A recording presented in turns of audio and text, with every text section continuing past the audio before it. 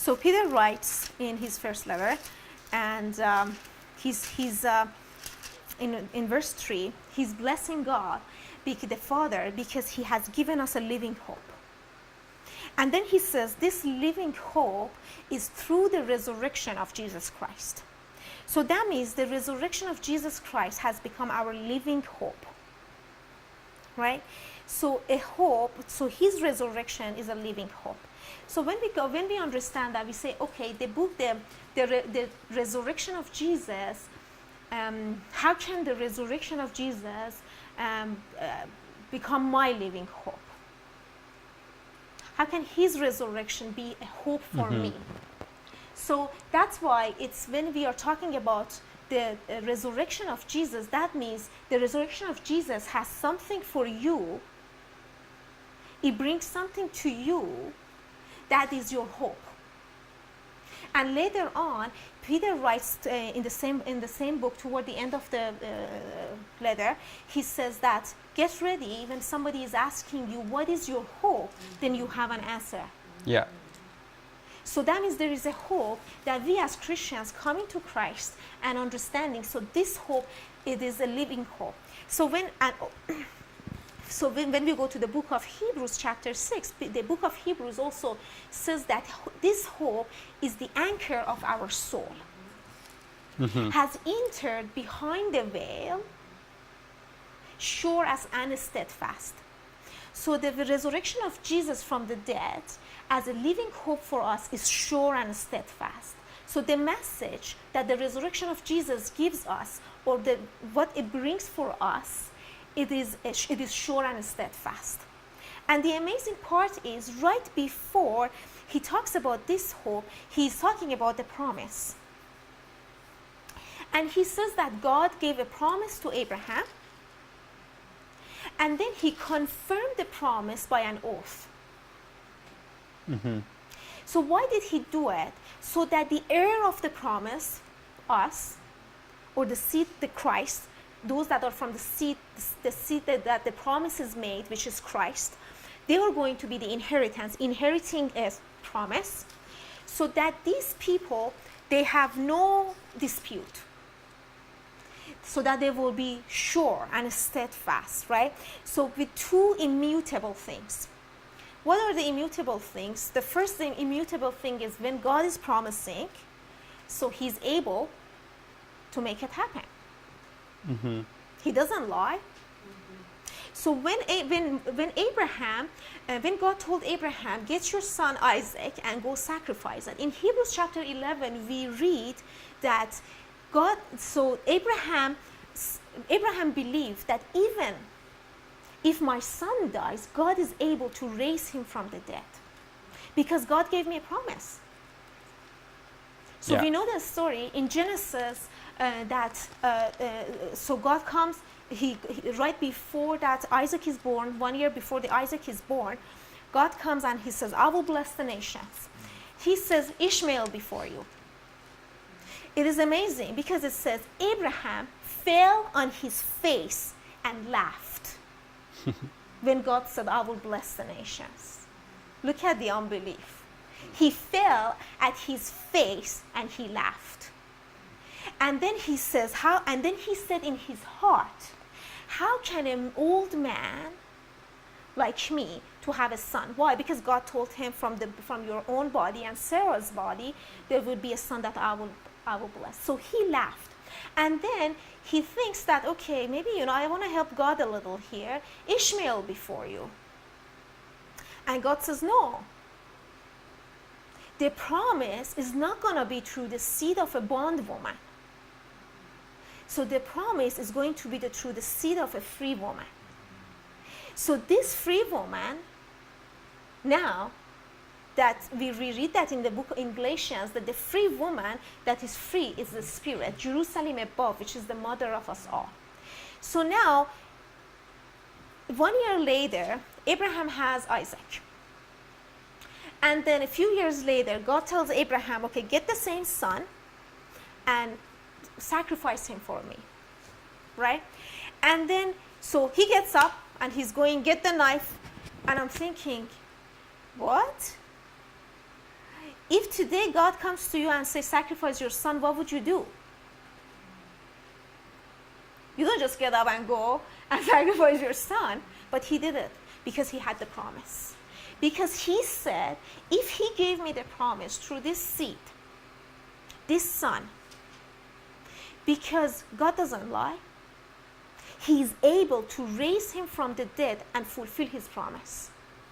And then it says that Abraham figuratively, he received his son, basically figuratively he was resurrected from the dead, basically.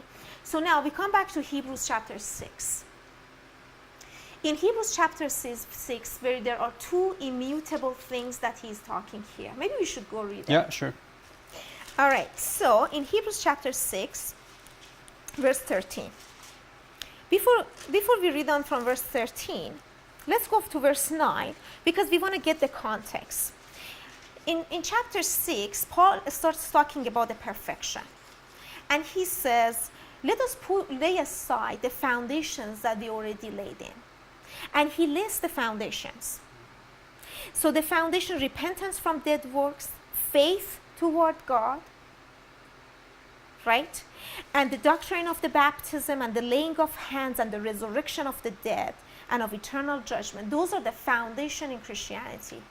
But if you imagine a house that is building, you are a spiritual house, you are a building that God is building you up to be a spiritual house, a dwelling place of God in a spirit. Ephesians 5. Yeah. And then he says that this is concerning the church and Christ. So you are a house that you are being built up. That's why we are here. Why are we reading the Bible? Because every word of truth that we hear, it's a precept upon precept. There is layer upon layer. There is one to build on so that our house become complete. And here it says, the foundation of this house, and in chapter 3 in Hebrews says, you are the house. He's the builder, you are the house. And it says those are the foundations. So let us move on to perfection. Verse 9. But beloved, we are confident of better things concerning you. So what is the better things that he's confident that we can have it? Yes, things that accompany salvation. So things that has the salvation in it, this is the better thing. This is the perfection that Paul wants to get us in there. So this is right before the promise comes to the picture. Mm-hmm. Right? So now we move on.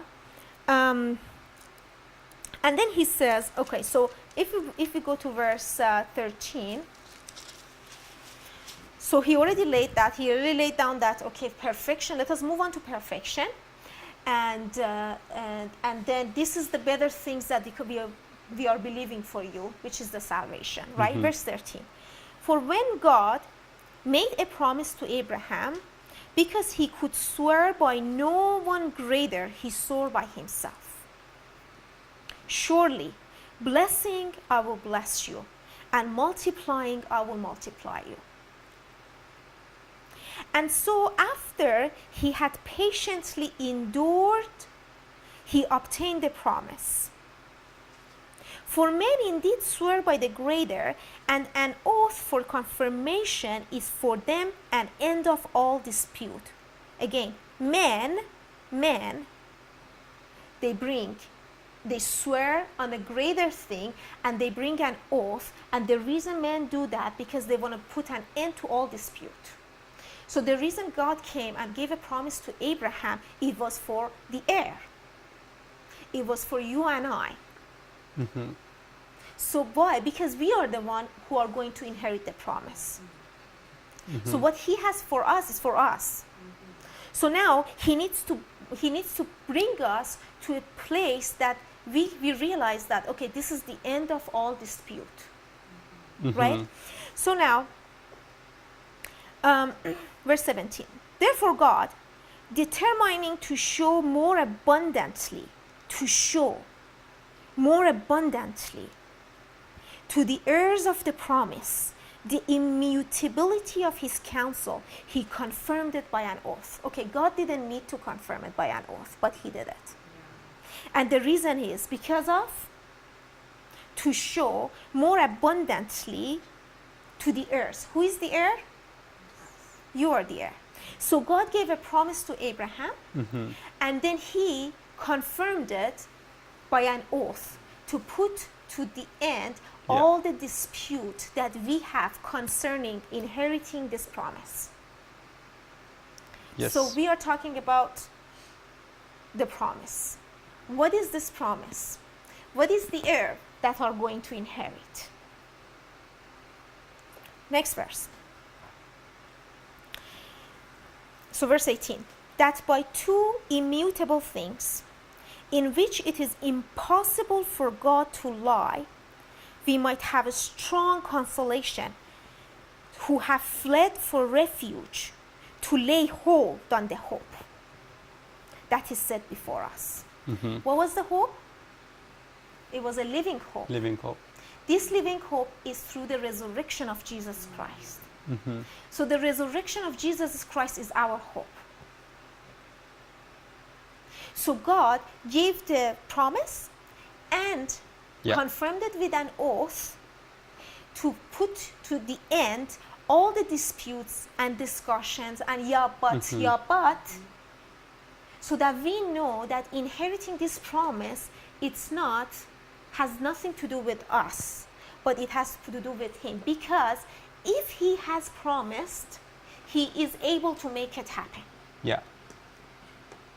Even if my son dies, this is what Abraham said, even if my son dies, God is able to raise him from the dead. There is no power greater than the power of resurrection.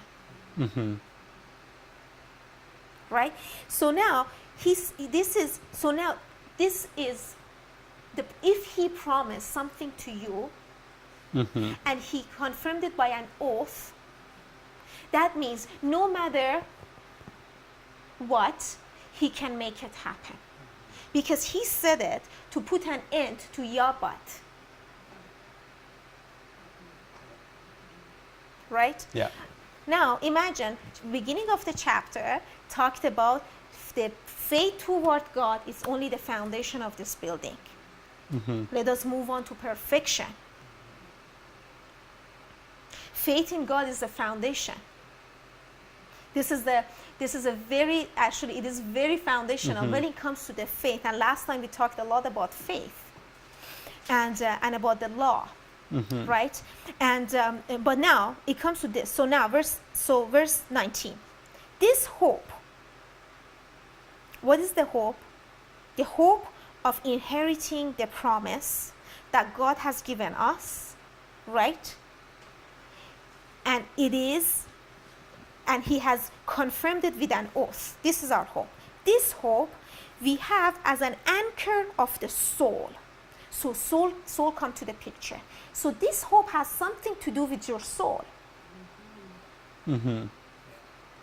So it's the anchor of your soul, but it is sure and steadfast. Why is it sure and steadfast? Because of two immutable things. What is our hope? The promise that God has given. Exactly. Right? So the soul, both sure and steadfast, which enters the presence behind the way, where the forerunner has entered for us, Jesus, having become high priest according to the order of Melchizedek. I want to put this in bracket. When we start laying some foundation, we get to the priesthood Melchizedek, because you see immediately the hope and soul has related to the priesthood of Melchizedek. And because the reason we haven't understood the salvation of soul, because we haven't understood Melchizedek priesthood. But here it is the forerunner has entered behind the veil, and our hope is an anchor of the soul that has entered where Jesus has entered, and he is entered as the high priest. When there is a high priest, that means there are priests. So to God, so in book of Revelation, you have made us kings and priests to our God. Yeah. And we shall reign on earth. So in order to reign on earth, we need to understand priesthood. Yeah. This is we'll get there in our a little after we lay some foundation here. So if you want to say something Yeah. here, right? So this, obviously now we're seeing a picture of a temple that has a priest, and this temple is being built. Okay, so if you look at book of Hebrews, the language that you see, it's always about a temple, a sacrifice, a priest, and those who are offering the sacrifices. Okay, so now he uses that picture to talk about sonship, right? And then he, even about Jesus, when he says that he became our high priest, and then the same chapters, chapter 5 and chapter 1, chapter 5 and chapter 7, he says that at the resurrection he was called the Son of God. Okay. Yes, when he came on earth, when the Word became flesh, he was called the Son of God. At his baptism, what happened was the heaven was opened and the voice spoke and it said, "You are my Son. This is my beloved Son." Right? So it was declared. But then if you go to Romans chapter 1 verse 4, he says concerning this gospel that God promised concerning his Son, he says, he was born according to flesh from the seed of Abraham, a seed of David, but declared to be the Son of God with power by the Spirit at the resurrection. Jesus, John chapter 16, when he is actually talking to the disciples, the last words, and he's going to go and be crucified, he says, "Now you mourn because of what I have said, that I'm going away." He says, "But then your sorrow will turn into joy." Okay, so there is a change that happens. He says, because there is something that you're hearing now that I said I'm going away, you sorrow. But actually, when I come, then your sorrow will turn into joy. Yeah. And they don't understand. They don't understand anything about crucifixion or resurrection. He's constantly talking to them. He's keep repeating the same things, that I am the one that actually was anointed, the Christ who came to lay down his life.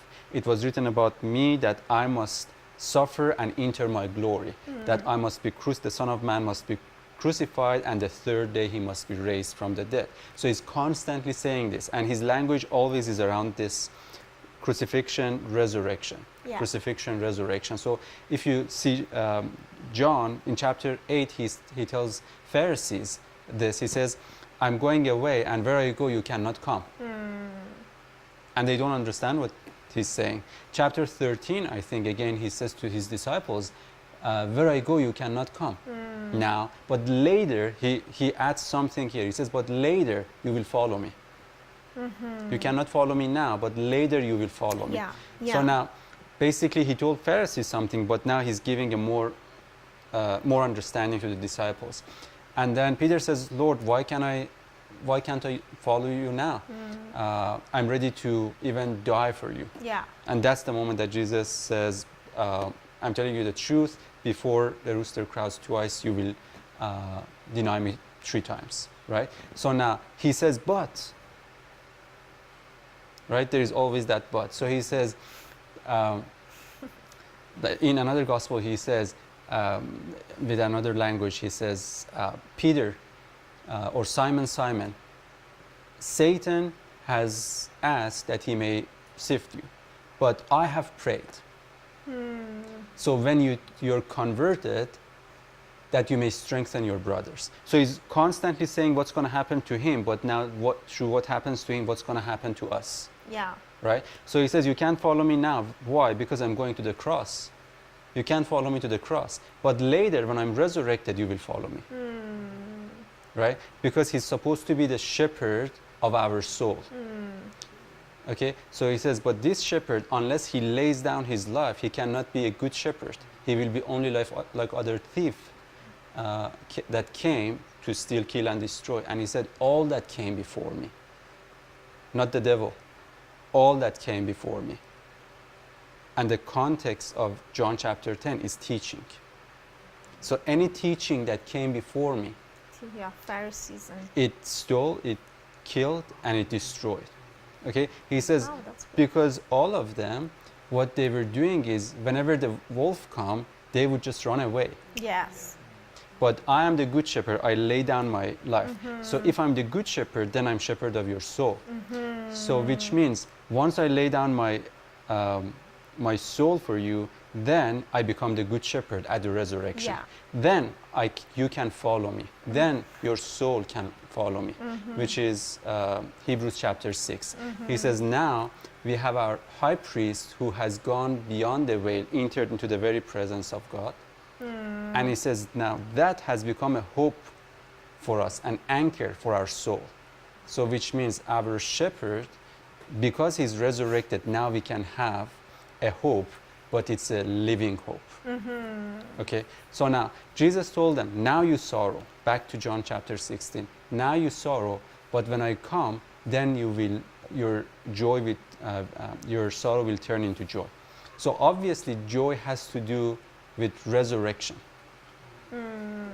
Okay, so now at the resurrection he comes, and they see him in one of the Gospels, and it says they could not speak for joy.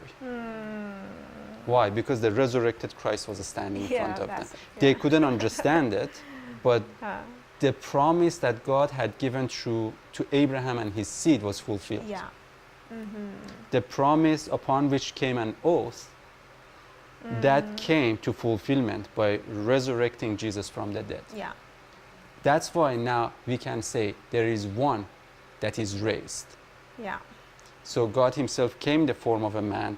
He fulfilled all the prophecies, and he was raised from the dead, and now he's becoming the resurrection for us.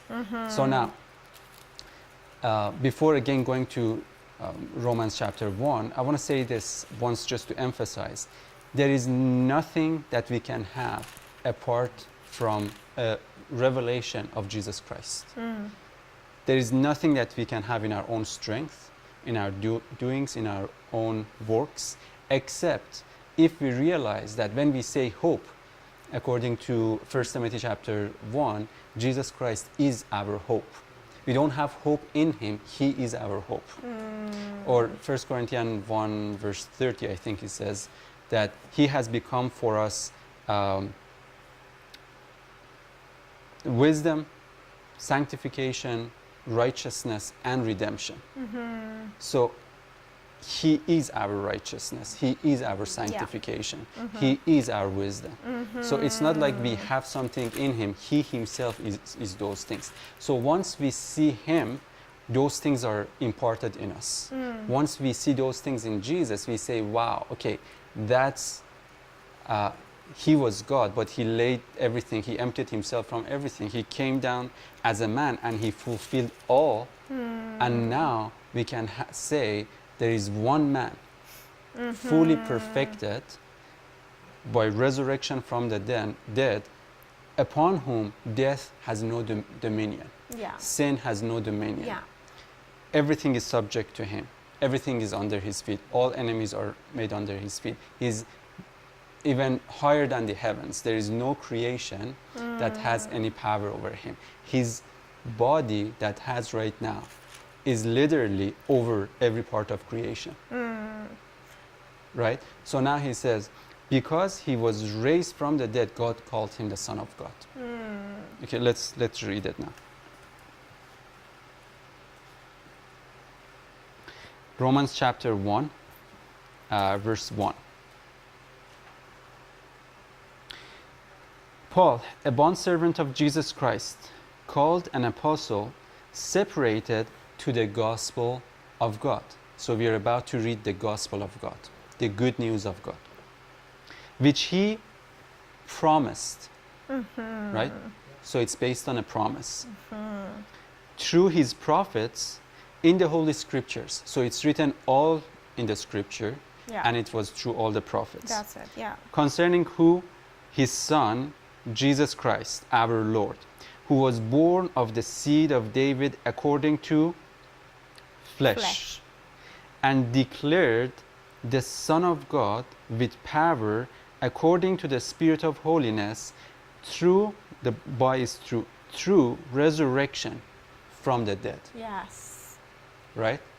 So you see the promise, and then you see that he's declared the Son of God through the resurrection from the dead. Yeah. Yeah. Okay, so this is very important, because if we get this part, then the gospel is easy to understand after that. And is this not that Paul is preaching in Acts chapter 13? Yeah, exactly. And he says the same thing, just to back up another scripture, if we go to Acts 13, and we can, if you go to Acts chapter 13, so verse 32. Well, let's look at verse 23. Well, let's go back a little. Verse 22, 13, 22.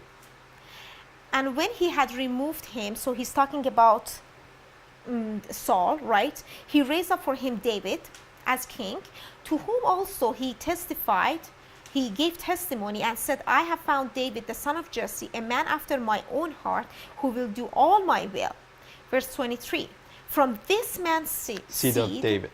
From the seed of David. So we just read Romans Jesus chapter. Christ according to the seed of David, right? So from this man's seed, according to the promise, God raised up for Israel a savior. Yeah. So he raised up. So pay attention. We want to pay attention to the word raise up here, right? So raised up a savior, Jesus Christ. So let's move on to verse to verse 32. And we declare to you glad tidings. We declare to you the gospel. Yeah. So Paul said, I've come to preach the gospel to you. So we declare to you the glad tidings, that promise which God gave to the fathers. So here is referring to the promise that God gave to Abraham. Yeah. What was the promise? We read that in Hebrews chapter 6. Abraham, blessing, I shall bless you. Multiplying, I shall multiply you. Yeah. Hebrews chapter 6, we just read it. So that was the promise to Abraham. But here comes and says that we declare to you this glad tidings, that promise which was made to the fathers, God has fulfilled. This for us. So the promise was for us to the fathers, so God has fulfilled it for us, their children, in that he raised up Jesus. So he fulfilled the promise by raising up Jesus. So what is he talking about? The raising up, is it talking about Jesus from Mary that was raised up? Or is it talking about the resurrection of Jesus? Right? So we read that. As it is also written in the 2nd Psalm, you are my son, today I have begotten you. So he raised up and he said, you are my son, today I have begotten you. So he declared to be the Son of God with power at the resurrection, through the resurrection. So now, so this raise up that he's talking in this verse, it must refer to the resurrection. How do I know? Next verse. And he raised him from the dead. So he raised himself from the dead, no more to return to corruption. So that is the message of the resurrection of Jesus, and that was the promise, right? So that he has spoken, I will give you the sure mercies of David, verse 35. Therefore, he also says in another psalm, you will not allow your Holy One to see corruption. For David, after he had served his own generation, by the will of God, fell asleep, was buried with his fathers, and saw corruption. So basically, what David says in this psalm here, he's not talking about himself. He's referring to the seed that is coming. But he, whom God raised up, saw no corruption. And where did he start? He says, this promise is fulfilled too in Jesus. The promise was for us, but God has fulfilled it in Jesus, that he raised him from the dead and he saw no corruption. So resurrection of Jesus is your living hope. So that God, so it's a living hope. It's not a hope after death. It's a living hope. Because it's the living hope, Yeah. right? And then we read in Hebrews that it's a hope when the hope is unseen. When the hope is seen, it's called faith. So when the hope from unseen becomes seen, then that's not hope anymore. So the resurrection of Jesus is a living hope. For It's us. an everyday hope. So now, I want to go back to Hebrews chapter 6 and talk about the promise and oath to make it talk a little about it. When did the promise happen and when did the oath happen? And from there, we will pick up and go to 1 Peter and talking about a living hope, resurrection of Jesus. So if you continue reading Acts chapter 13, people, look at verse 46. And then we go there. Paul and Barnabas grew bold and said, this is what happens. They preach this. The promise is fulfilled in Jesus Christ. This is a good news for you, so God can fulfill it in you. So they got offended. And Paul and Barnabas, they said, well, they became bold and they say, it was necessary that the word of God should be spoken to you first.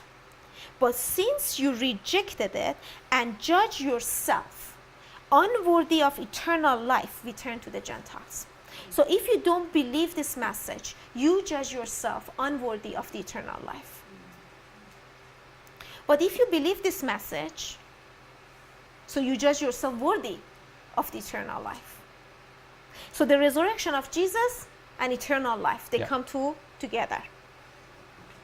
They come together, right? Yeah. So now, Just Sure. as a comment, in 1 Corinthians chapter 11, when Paul is talking about communion, he says, because some are taking this communion unworthily.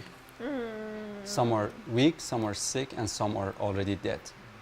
So here he says that because you, again, consider yourself, you judge yourself, because God hasn't judged them, God has judged them worthy. That's why he says this word of the promise has come to you. So he says, now because you judge yourself unworthy of everlasting life, now we turn to the Gentiles. Eternal life, unworthy. Because this is the message that offends people. Because this is something that has been hidden from the foundation of the world, because everybody was blinded. Death was reigning and ruling on earth, right? And it's more easy for people just to speak death rather than life. That's why there is complaint and grumbling. That's why there is negativity. That's why there is always expectation of evil, expectation of sickness, expectation of all sort of things. So now he says this is something that is the good news that God had promised, and it requires actually, if you look at, let me just read this one, verse 40. yeah. After talking about this, what happened to Jesus and his resurrection, and he says this was the promise that God fulfilled. This was the promise to us, but God has fulfilled in Jesus. So now verse 40, he says, beware therefore, lest what has been spoken in the prophets come upon you. So he says, if you don't take heed to this message that we are preaching, what was spoken by this prophet, which is Habakkuk, will come upon you. So he says, we don't want that to come upon you, so then don't be like them. And this is what he says, verse 41. Behold, you despisers, marvel and perish, for I work in your days a work which you will by no means believe, though one were to declare it to you. Okay, and if you look at the preachings of Peter, Paul, Stephen, when they're preaching constantly, they're witnessing the resurrection of Jesus. Constantly. Every time he's talking about resurrection, resurrection. And then he says, now, what we are preaching, if you become a despiser of this, because it doesn't make sense with human wisdom, Intellect. then you fall into the trap of the enemy. which you were supposed to be under your feet. Exactly. The last enemy that must be destroyed is death. Yeah. Right? So that's why he says, this is something that it's a work that is done by God. That's why it can be grace to you. Yeah. A work which you will by no means believe, though one were to declare it to you.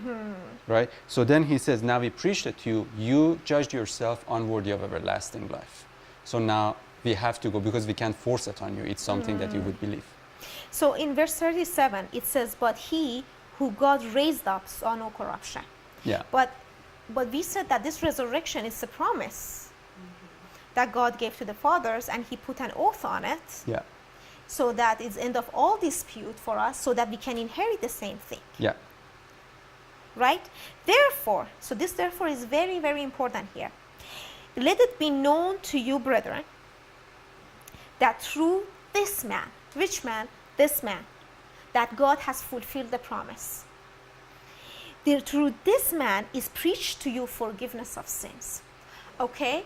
So now we see here that the forgiveness of sin has a direct relation to the resurrection from the dead. Because he starts saying that the resurrection of Jesus from the dead, it was a promise to the fathers. That he has fulfilled it by raising him up from the dead. And now saw no corruption. That was the promise. And the heirs are going to inherit this. But here's the thing, that it says, but therefore there is a forgiveness of sin. So the forgiveness of sin, I want to write it down here. So we are busy talking about resurrection of Jesus. And then he says, this is what the resurrection meant. He was raised from the dead, and he saw no corruption. Right? And then it says, okay, so God has fulfilled the promise. This was a promise. That God has fulfilled it. In who? In Jesus. So when there is a resurrection of death, resurrection from the dead, that means there is a death. Right? Yeah. So let it be known to you that there is a forgiveness of sin. This man, after he shed his own blood and purged your sin, sat down at the right hand. So the forgiveness of sin comes under the category of his death. Forgiveness. It says, this is your promise. But it needs to happen by the forgiveness. But your sin needs to be forgiven first. There is a forgiveness. So the forgiveness of sin, it brings you to the promise. So let it be known to you that this man, who God fulfilled the promise, raised him from the dead, saw no corruption. This man brings to you the forgiveness of sin. We know from scriptures after scriptures that as we go on, we talk about this, that the forgiveness of sin is through his blood. And he shed his blood when on cross. So the death of Jesus brings the forgiveness of sin. His blood washes you. After this man purged our sin, he sat down at the right hand. So now, if is it clear until here? Are we going fast? Is it good? So based on Hebrews chapter 6, we said there was a promise, right? So this promise, he says, when God gave a promise to Abraham, he added something on top, which was called the oath. Yeah. So now, this is the promise we already have here. So now he says, God confirmed this promise by an oath. He says, now this was fulfilled in Jesus. Yeah. Okay? So now he says, because he fulfilled the promise to Jesus, at the same time we know from Galatians chapter 3 that the promise that Abraham would be the heir of the world was not to Abraham and his seeds as of many, but to Abraham and his seed, which is one, which is Christ. But then later on he says, but if you are Christ's, you are that seed. So the promise is to you also.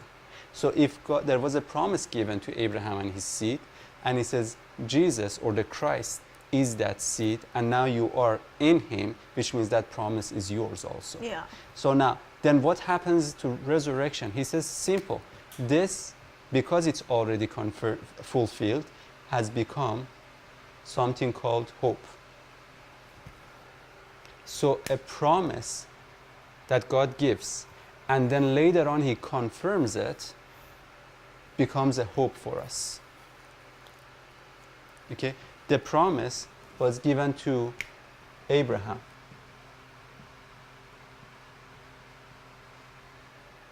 But when the oath came, All right, yeah, I was going to talk. Yeah, exactly. We want So- to open up. When did this oath came? yeah, We don't read it anywhere. It's just, this is I think the only place where it's talking about the oath. We know the promise came, was Yeah. given to Abraham, right? So let's go to Hebrews 6. So verse 14. So verse 13 says, God made a promise to Abraham, and he swore by himself, and this is this, surely, blessing I will bless you. Surely is the swearing of the he swore by himself, surely, blessing I will bless you, and multiplying I will multiply you. This is from Genesis 22. Keep your finger there in the Hebrews, because we're going to go back there. And let's go to Genesis 22, because Paul is quoting this scripture from Genesis 22, verse 16. So again, I just need to clarify something here. So there is a promise and there is an oath, right? So what was the promise? The resurrection of Jesus, right? And now there is an oath comes. And then he quotes this scripture and he says, surely blessing I will bless you, and multiplying I will multiply you, right? So if we go to Genesis 22, where are we in Genesis? What is Genesis 22? Genesis 22 is talking about when Abraham took Isaac to go and sacrifice him, because God says, okay, take your son, the one whom you love, and bring him for sacrifice. So he goes and he gets up and he goes there. Verse 16, he says, 15, and the angel of the Lord called to Abraham a second time out of heaven. What was the first time? The angel, verse 11, but the angel of the Lord called to him from heaven and said, Abraham, Abraham. And so he said, here I am. And he said, do not lay your hand on the lad or do anything to him, for now I know that you fear God. Right? So, and we know that he turned and there was this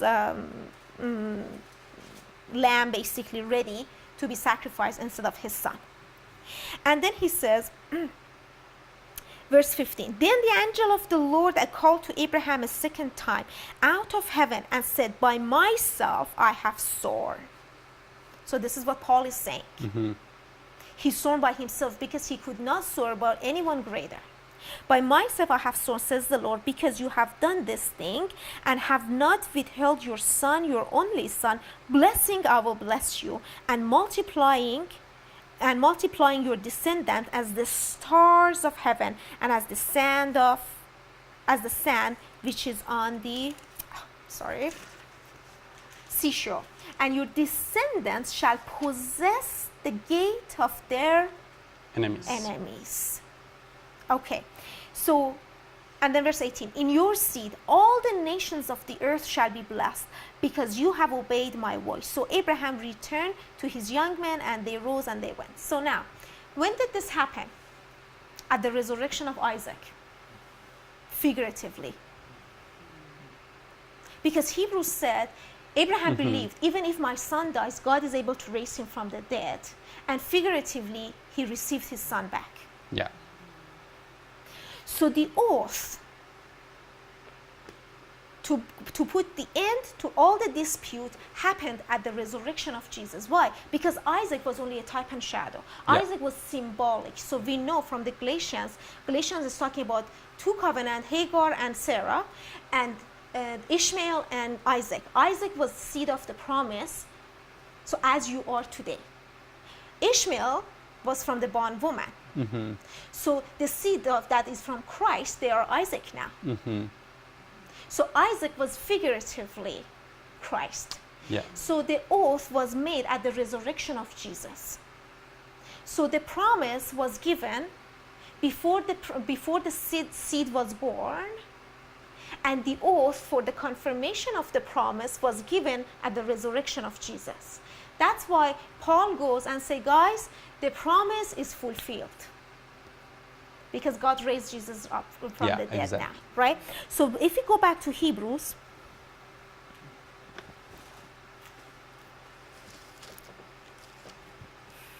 so the promise came before the law. Hopefully we all know that 430 years before law came, promise came, and God gave it to Abraham. It was only a promise, it was not a law. If we go to verse Hebrews chapter 7, verse 28, for the law appoints high priests, men who have weakness, right? But the word of the oath, which came after the law. So the oath came after the law. Appoints who? The Son. The Son. Who is not subjected to weakness. Why? Because he has been raised from the dead. So this is Hebrews chapter 7, verse 28. So the oath came after the law, the promise was before the law. So God can say it has nothing to do with law. Yeah. It was before the law and after the law. And what was promised before the law, now there is an oath at the resurrection of Jesus. And that is appointing the Son, not according to the weakness of the high priest or the weakness of the law, but according to the power of an endless life. Right? So okay, so now, this is very important to know. This promise and oath was given for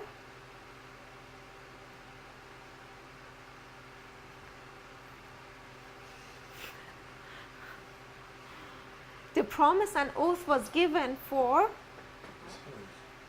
to put to end the end of all dispute. To put an end to all dispute. To put an end to all dispute. Dispute of which dispute?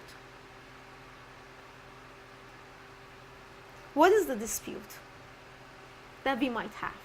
That we're supposed to die. So came before the law and after the law. That it has nothing to do with the works of your hand. This is only a hope and a grace that is given to you. So let's go to 1 Peter.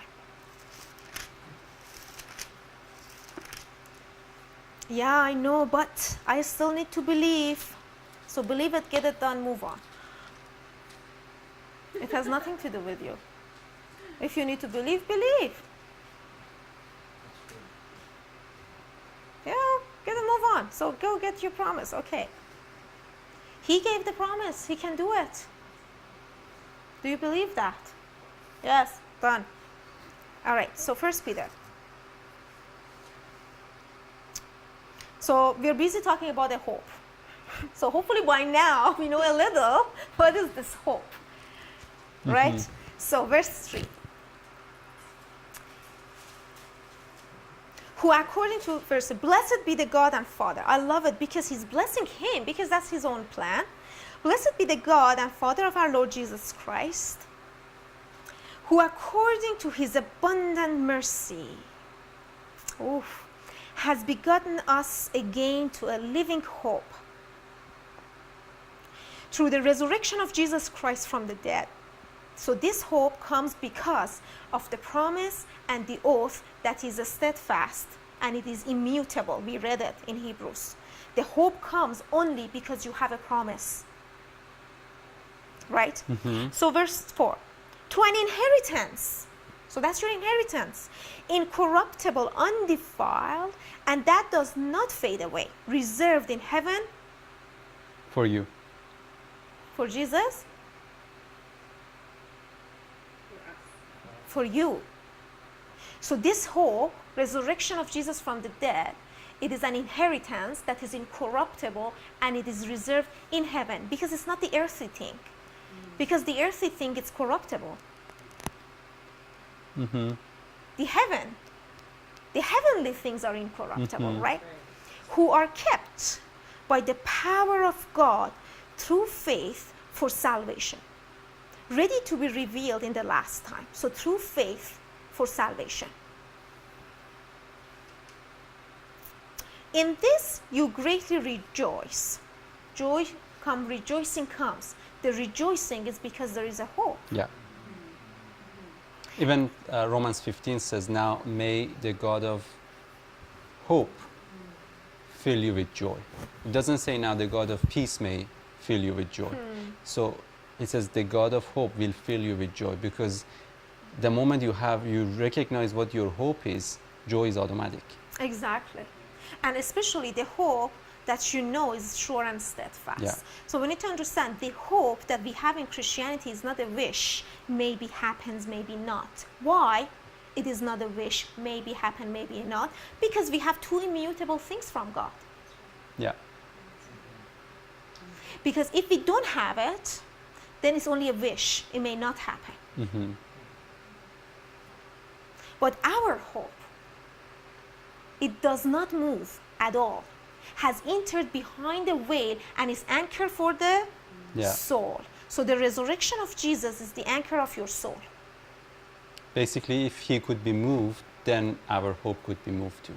If he would be corruptible, yeah. Right? So now, let's go to this verse 7. And the genuineness of your faith, much more precious than gold that perishes. Excuse me? Gold never perishes. That's why it's expensive.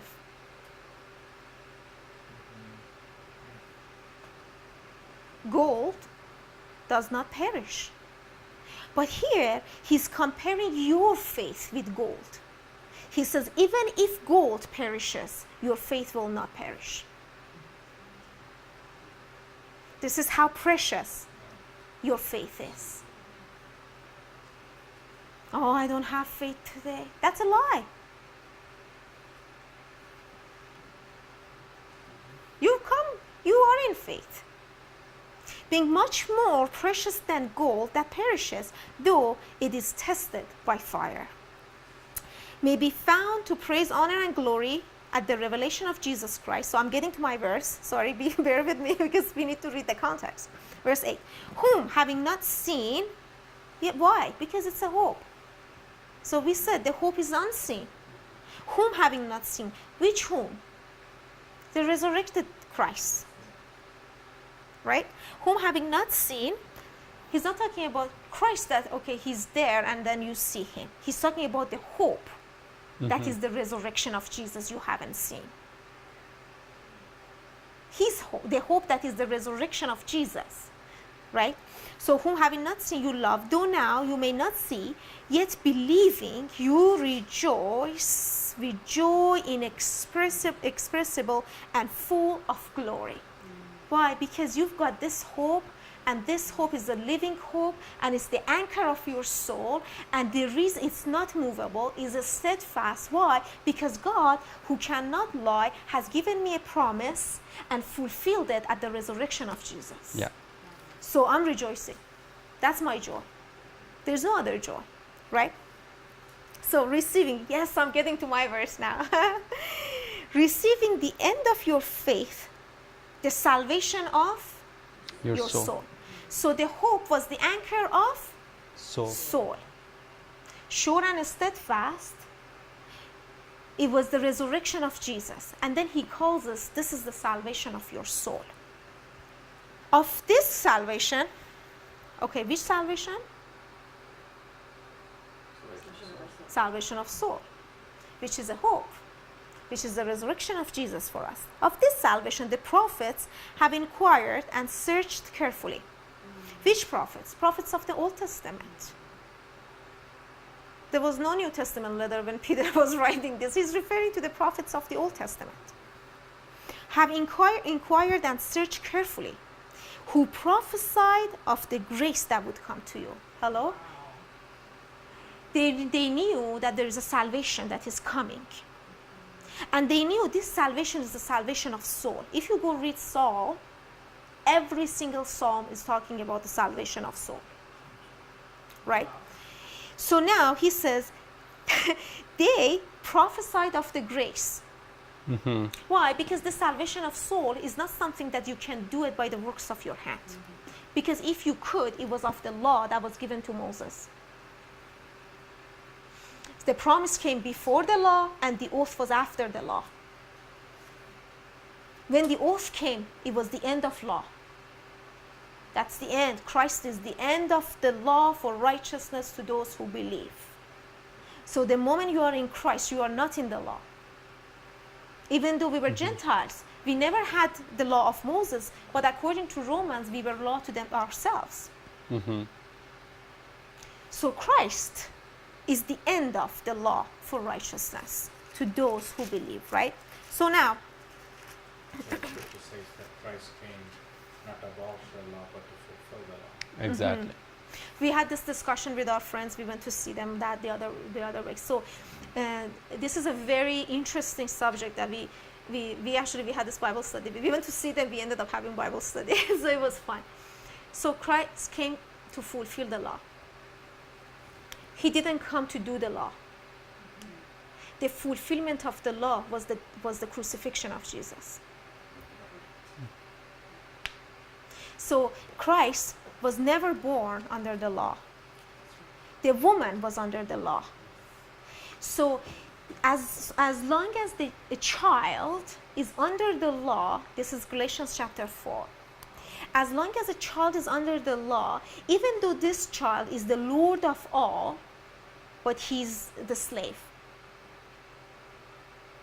Because the law is the tutor, and as long as you are under law, you are a child. Mm-hmm. But when the fullness of time came, God sent forth his son, not his child.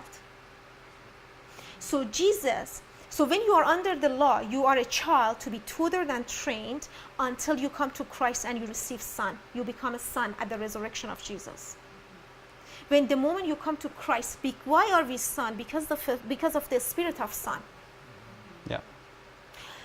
Before you receive the spirit of son, you are just a child. Right? So when you are under the law, you are a child. But when you come out of the law and you meet Christ and you receive the Spirit, you are a son. But when the fullness of time came, God sent forth his son, born of a woman, born under the law. So Jesus he was never a child to go under the training of the law and to fulfill it. He was born a son. The one who is we are sons when we are not under the law. He was born a son. This is really important. So he goes to John the Baptist and he says, let it be done so that the righteousness might be fulfilled. Which righteousness?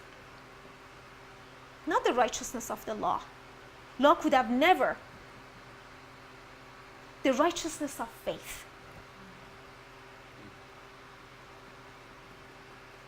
So the righteousness of faith might be fulfilled. What is the righteousness of faith? It gives you life. Mm-hmm. If the law could have given life, the righteousness would have been by the law. This is Galatians, right? So now he goes and he says, let the righteousness be fulfilled. So he came to fulfill the righteousness of faith. The righteousness of faith gives life. That's why after he was baptized, no one could take his life. He had to lay it down. Because righteousness is fulfilled. In the path of a righteousness is life. Mm-hmm. Because there is a righteousness, for one man's sin, many died. How much more? Through the one man righteousness, many shall be made alive. So righteousness has a direct relation with life. The moment you are called righteous, that you can never die. If you are righteousness of God, you can't die. Why? Because death comes from sin. So if you are the righteousness, death has no dominion over you. So he walks around 3.5 years, nobody can kill him because the righteousness is fulfilled. 1 Peter 1, verse 9. So it's talking about receiving the end of your faith. So faith has no meaning when there is no hope. Faith is the substance of things hoped for. So we were busy talking about what is this hope. Hope, the reason you can have faith, it's because of the hope. So you're receiving the end of your faith, the salvation of your soul. Of this salvation, the prophets have inquired and searched carefully, who prophesied of the grace that would come to you. So there is a salvation that is coming to you, and in order for you to have this salvation, we talk salvation of soul, which is the hope, right? This is so that's why it needs to be a grace, because it can't happen by the works of the law. You can never have the salvation of your soul by your own works. Why? Because if the righteousness would have been by the law, Christ did not need to come. Right? So they prophesied of the grace that would come to you. So they were searching. Who? The prophets. Verse 11. Searching what? Or what manner of time? When the fullness of time came, God sent forth his Son. What manner of time? The Spirit of Christ who was in them. Okay, hold on. So the prophets were prophesying because the Spirit of Christ was in them. So they can't prophesy anything else except Christ. When you have the Spirit of Christ, you cannot prophesy anything else but Christ.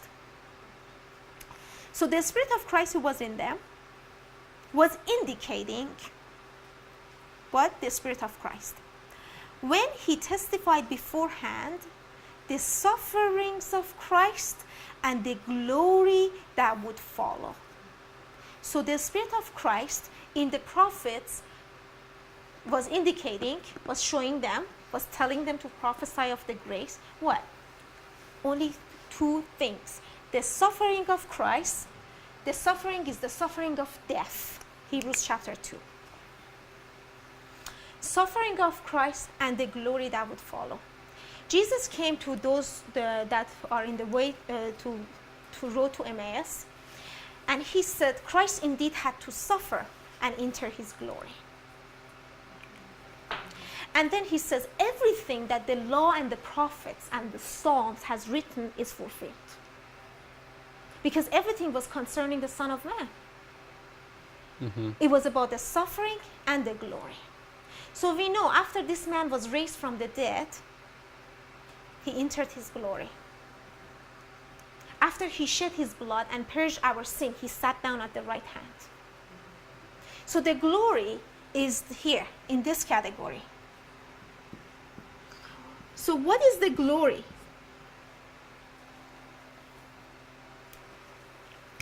Christ had to suffer and enter the glory. Okay, brethren, there was a promise that God has fulfilled by resurrecting Jesus from the dead, and that is promise is for you to inherit it. And now here he's talking about that everything. Okay, somebody told this to me, told to Masood and I about 2 years ago, and that revolutionized our Bible reading. And that this is what he said. Everything that you read in the Bible, it is only about the suffering of Christ and the glory that is following. The glory is your inheritance.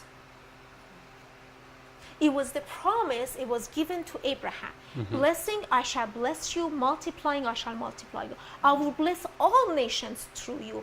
And what did he say in Genesis that we were just reading it? The gates of enemy You shall possess. you shall the gates. possess. That means all your enemies is under your foot. God told Abraham, through your seed, I'm going to do something that all this descendant of this seed, everybody who is from this seed, they shall possess the gate of the, right? So now we talk about, glory. So we talked about this the last week, did we? Hebrews chapter 2. He's talking about, okay, there is a man that God is mindful of him. Oh, he's thinking all the time. He goes and he visits this man. Who is man that you are mindful of him? The Son of Man that you have crowned him. The Son of Man that you visit him. You have crowned him with glory and honor. So he's visiting you and he's thinking about you concerning glory and honor. This is Hebrews chapter 2. You have put all things under his feet. So the glory is where Jesus is, when everything is under his feet. Mm-hmm. We read in Acts 13 that he was raised from the dead. He saw no corruption. And he shall never go back to corruption again. Mm-hmm. Yeah, exactly. Right? He shall never go back to corruption again. And then he says, if you reject this message, you count yourself unworthy of eternal life. That means this message brings you what?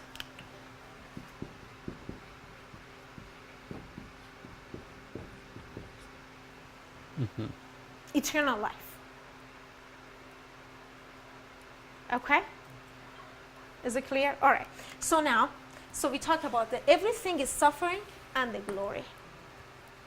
Suffering of Jesus and the glory. So we were just reading that, I'm just repeating some stuff for you guys too, that he says after they preached the resurrection of Jesus, they said, okay, let it be made known to you that through this man, the forgiveness of sin is preached. The suffering has happened because there cannot be any glory if there is no suffering. Why? Because death has to be under his foot. If there is no death, he cannot enter the glory. Why? Because there is no resurrection. He had to go through death so that by resurrecting from the dead, he might destroy him who had the power of death. Yeah. Yeah. If we look at what we read in Genesis chapter 22, you guys were not here, I'm just going to say it. Yeah. It's the time that Genesis chapter 2 is 10 chapters after when the story of Abraham started. Genesis chapter 12, God calls Abraham out of his land, out of his forefathers, and he says, I will take you to a land and then basically you shall inherit it. But then in between these 10 chapters, lots of things are happening. Chapter 22 is the end of the story. So now, God gave him a promise in chapter 12. He said, I will bless you, and all the families of the earth will be blessed. Yeah. In chapter 22, he says, Abraham, now go and sacrifice your son, the only son whom you love. And he goes to do it, and God stops him, and he says, Abraham, stop, because you have not spared even your own son, the only son whom you love, right? I swear by my own name, I swear by my name, that blessing I will bless you, multiplying I will multiply you. And then he says what he means. He says, you shall possess the gates of your enemies. Okay? So, I say Paul in Hebrews chapter 6, he says when God gave a promise to Abraham, he confirmed it by an oath, saying, surely blessing I will bless you, multiplying I will multiply you. He's quoting the same thing from Genesis chapter 22. Okay? Which means when God swore, he confirmed something. Okay? Yeah. So now we come to chapter 11 of Hebrews, and Paul starts talking about this faith. There is a faith. And he starts this way. He says, faith is the substance of things hoped for. Yeah, exactly. hope. So faith is something you hope for.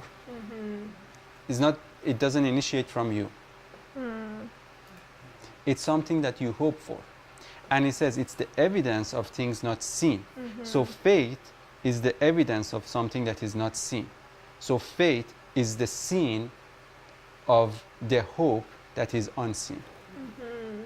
Right? Okay. So now when we come to basically this confirmation, he says, when God gave this promise to Abraham, he confirmed it by an oath.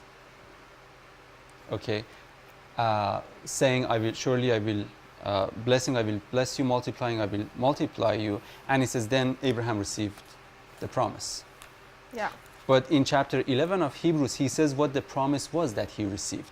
He says, concerning this faith that we are talking about, just for example, Abraham, he lists lots of people. He says, Abraham, when he was asked to offer up Isaac, and he did not spare it, but then he received him up from the dead, figuratively. Yeah. Because he was supposed to die, and he said, God said, no, he will not die. And then he says that was kind of resurrection. But it was just figuratively. It was something symbolic, because it would point at the Christ. only Son whom God loves. And then when he gives it, he would literally confirm that oath by the oath that he would take. Okay? Yeah. So now, this, as Rose said, based on what we read in 1 Peter, is everything that the prophets had written was concerning the suffering of Christ and the glory that must follow. Okay, everything that was ever written. So now, when the law came, not before promise, after promise. Yeah. Right? 400 years after the promise that was given to Abraham. It was first Abraham, and then Moses, and then the law. When did the prophets came? Not until Samuel, which is way after the law. Yeah. So we have Abraham, we have the law, we have the prophets. We have the promise basically through Abraham. We have the law through Moses. We have the prophets. So now he says everything from law and the prophets was pointing at these two. Because they came after promise just to show what's going to happen. Yeah. Okay? So he says now, if I put it here, so there was a promise,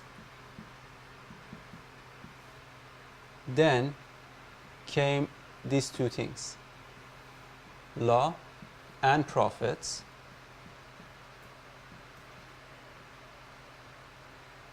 Then the cross came.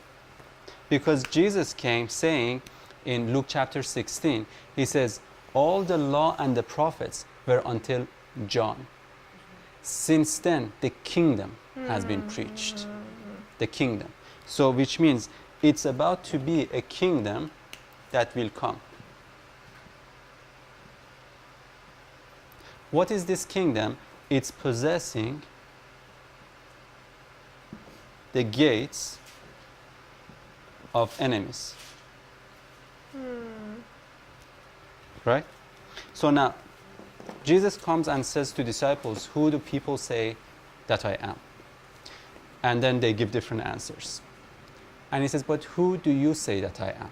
Peter says, you are the Christ, the Son of the living God. You are the Christ, right? The Son of the living God. All the prophets wrote about the suffering of Christ and the glory that would follow.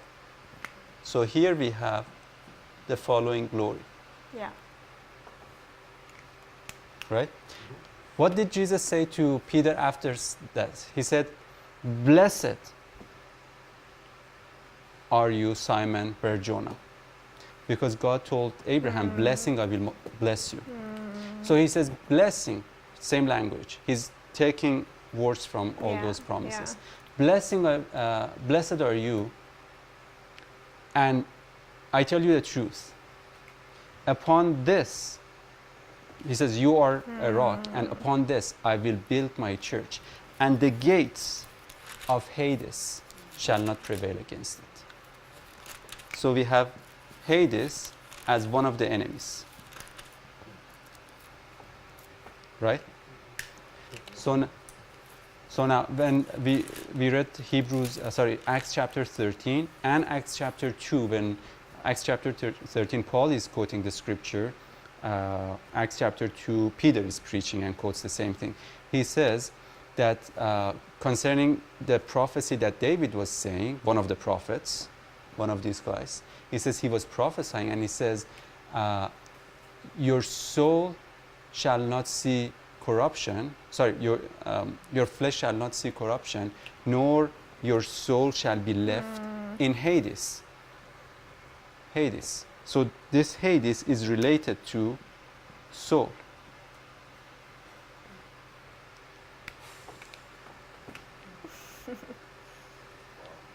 Right? So now he says, Jesus, what he did when he came, he says, I came not to abolish this. I came to fulfill, which means I came in Luke chapter 24, he says, everything that was written in the law, in the prophets, and in the Psalms concerning the Son of Man is fulfilled. He fulfilled it. That was the fulfillment. How?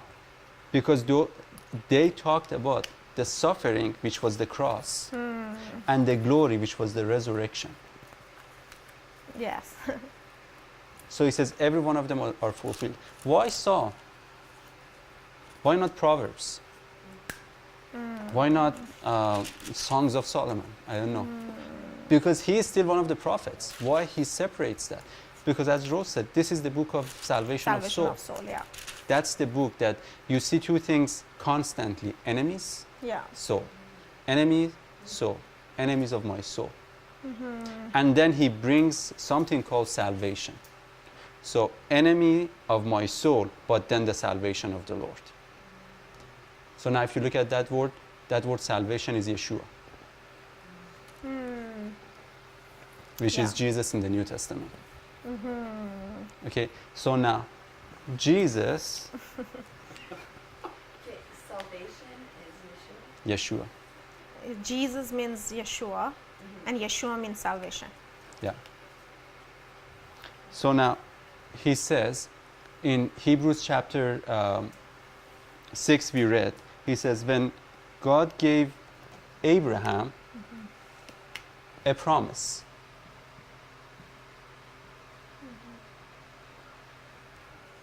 So the promise was given through Abraham. And then he says it was to Abraham and his seed. And he said Christ is that seed in Galatians chapter 3, right? So he says when God gave the promise to Abraham, he took an oath confirming the promise. He said, blessing I will bless you. Yeah, possess the gate of enemies. Possessing the gates of your enemies. Multiplying I will multiply Yeah. you. So now we read that in Hebrews chapter 7 verse 28, he says the word of the oath came after the law. So if it's after the law, which means it wasn't here to Abraham, it wasn't through the law, it wasn't through the prophets, somewhere that confirmation happened. We discussed this. It was at the resurrection of Jesus. So the oath was confirmed. Appoints the Son, because at the resurrection of Jesus, he was declared to be the Son of God with power. Yeah. So oath plus promise. We already saw that he says now this Jesus has become, has gone beyond the veil, entered into the very presence of God. And he says he has become our hope. Where was it? Do you have hope anywhere? No. No. Okay. Write down the category. So now we have a hope. The resurrection of Jesus, yeah. Hope. Yeah. And he says it's a living hope, which means as long as you live, you have this hope. So as long as you hope, you live. So why? Because he says your hope is sure and steadfast. It's immovable. So if it doesn't move, then your hope will not move. So, and he says that's the anchor of our soul. Yeah. So soul now has a hope. Our soul has a hope. What is the hope? To live. That's the hope. So now he says, but what about us? First of all, he says, God has fulfilled this, and now that's why we can preach the good news to you individually. Because God has fulfilled it. So what does it have to do to me? I'm going to preach to you. So he says, what's the point of preaching in Romans chapter 10? He says, so that they can believe. Yeah. Because he says, how can they believe if there is no preacher? But the reason we preach is because they must believe.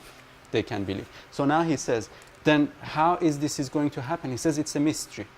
It's the mystery of Christ, Paul calls it, in Colossians chapter 1.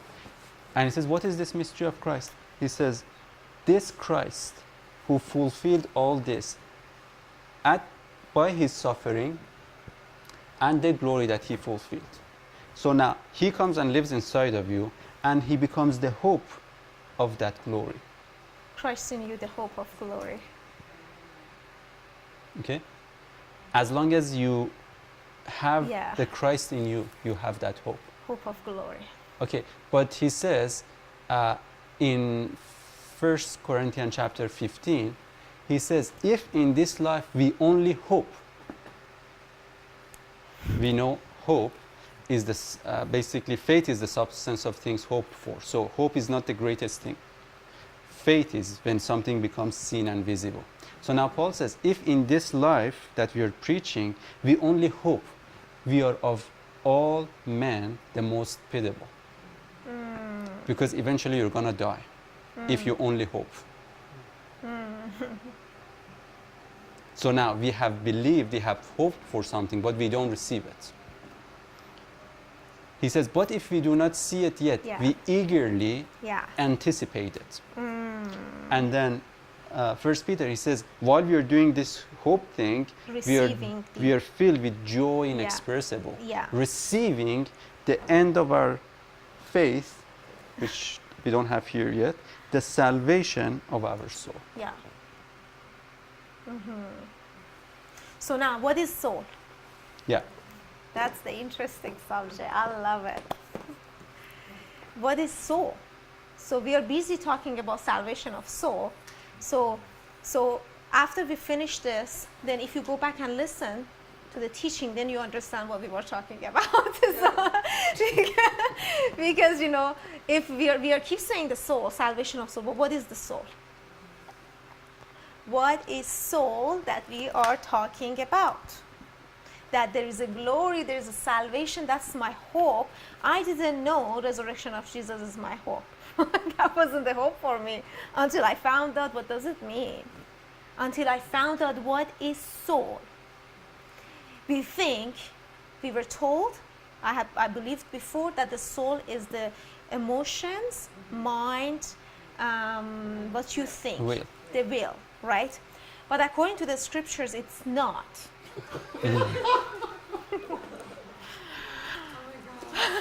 I was saying, is it too much? Do you guys need a break before we go? It is not. We get that idea from the New Age.